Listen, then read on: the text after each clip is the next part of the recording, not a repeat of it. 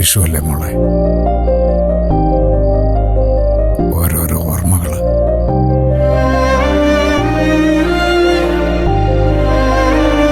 എന്റെ നിത്യമോളായിരുന്നു എല്ലാത്തിനും ഓടി നടക്കാറ്. എന്റെ കുഞ്ഞില്ലാത്ത ആദ്യത്തെ വിഷുവ. അതുകൊണ്ടാ ഞാനിങ്ങനെ.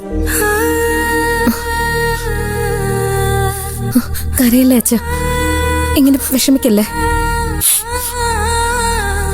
കണ്ണു തുടയ്ക്ക്.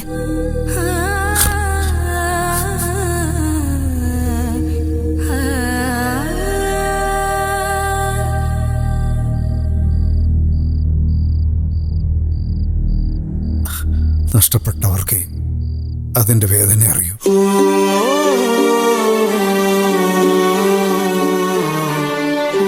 ജോലി കിട്ടി കഴിയുമ്പോൾ വിഷുവിന് എനിക്ക് 10,000 രൂപ കൈനീട്ടം തരുമെന്ന് പറയുമായിരുന്നു.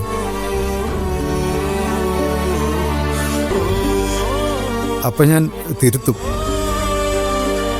മോളെ ഈ തരുന്ന തുകയിലല്ല വിഷുവിന്റെ സൗന്ദര്യം ഇരിക്കുന്നതെന്ന്. ഇക്കൊല്ലം എൻ്റെ കുഞ്ഞില്ലാതെ പോയി.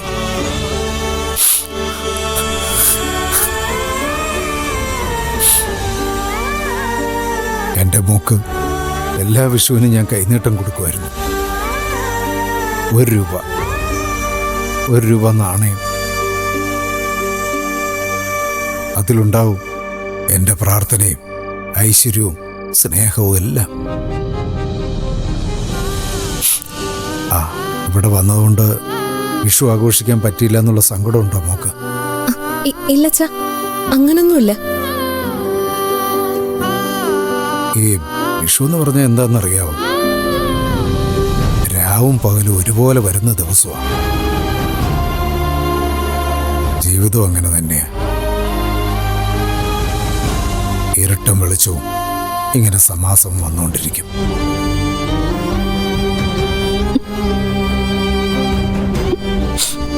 ഒരു രാത്രി, ഒരു പകല്.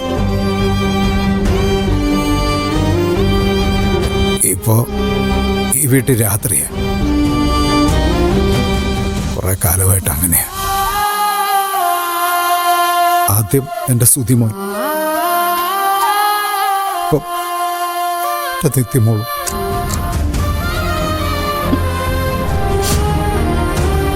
ഇനി ഒരു പകല് ഈ വീട്ടിലുണ്ടാവും തോന്നുന്നില്ല. അതിനു മുമ്പ് ഞാനങ്ങ് പോവും.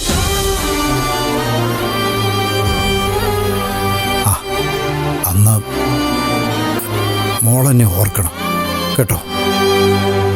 മോൾ ഓർക്കുവോ ഈ അച്ഛനെ? ഓർക്കും.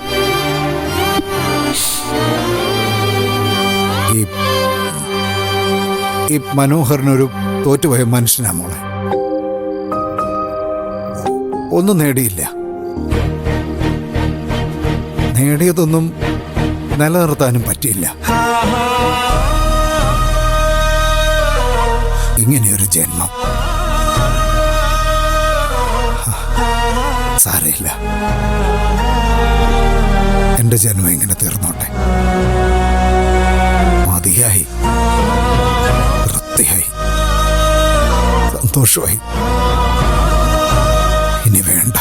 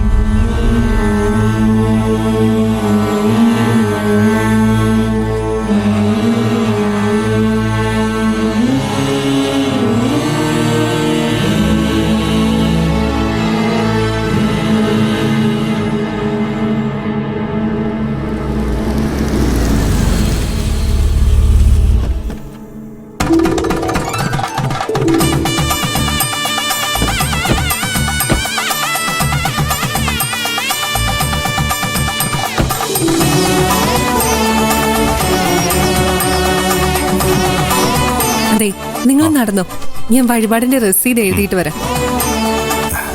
മോളെ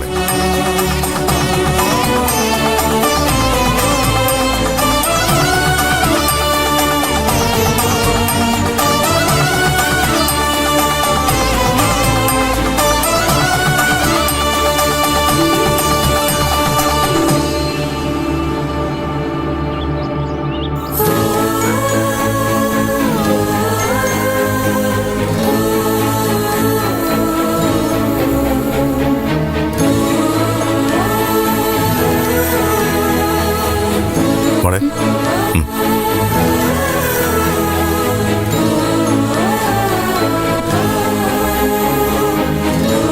ഹായ്.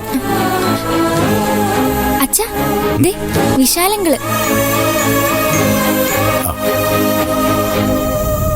മോളുവാ.